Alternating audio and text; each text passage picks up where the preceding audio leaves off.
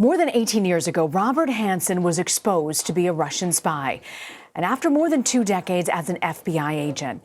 In a new book, Gray Day, Eric O'Neill details his mission to unearth Hanssen's double life, ending what the Department of Justice called possibly the worst intelligence disaster in U.S. history.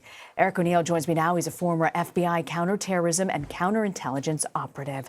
Eric, thank you for joining us. This book is just so fascinating to me. For folks who might not be familiar with Hanssen, who was he? So Hanssen was the worst spy in U.S. history, and certainly the worst spy in FBI's history. He was a mole who spied for the Russians for over 22 years, and during that time gave some of the worst secrets that have been given to a foreign power, spying from within the FBI because he had access to all those secrets. Why did it take the FBI so long to catch him? He, in a way, was the perfect spy because he knew all of the flaws in the FBI's internal ability to catch a spy, and he exploited them.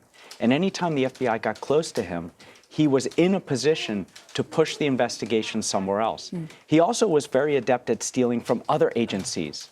So when we learned things from the Russians about this mole we knew was in the intelligence community, we thought that the mole was in the CIA. What makes him America's first cyber spy? So Hanssen was one of the first spies to drop data. And by drop, I mean pass data to the Russians. Yeah. He did it with floppy disks, but he also stole information from computer systems at a time when people were still stealing paper files. You know, obviously Russia is such a big component of the news these days with the Mueller report, and then Attorney General Bob Barr releasing his report on that report. He found, according to Bob Barr, there was no collusion, right? What is your sense right now when you talk about Russia and cyber espionage?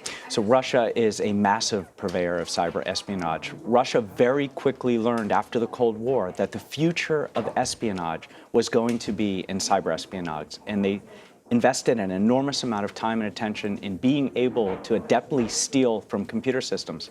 And that's why they're beating us in the cyber game. They're beating us in the cyber game. You talked about how Hanssen was captured in February of 2001. And I asked you before we ranked you up, when did you think the FBI really sort of regained control again? Yeah, it took the FBI a few years after the Inspector General did a report, and 4 separate commissions were able to interrogate Hanssen at length for about a year and a half to learn everything that he did. Then the FBI looked at the 22 different areas they had to improve and worked very hard to improve, and made it so there will never be a future Robert Hanssen in the FBI. It would be almost impossible. You really believe that? It would be almost impossible? I do. Now, I know that spies are in the government, and spies are everywhere, and there always will be. I think that a spy of Hanssen's magnitude within the FBI is going to be pretty hard. I don't think anybody's going to beat his record. So when you talk about cyber espionage and you look towards the 2020 election, what do you think this country, America, has to be most concerned about? I'm very concerned about the 2020 election. It's not just Russia. China has also set its eyes on doing some cyber attacks against us. Stealing information about a future campaign or a future cabinet is one of the top areas of intelligence for foreign intelligence services like Russia and China. But what we're seeing is a lot of disruptive attacks where it's not just stealing information to use for espionage, but destroying information to cause chaos. And I think that that is going to be the future of cyber attacks against the United States. Eric O'Neill, congratulations. The book is called Gray Day. Thank you for joining us. Thank you, Rena.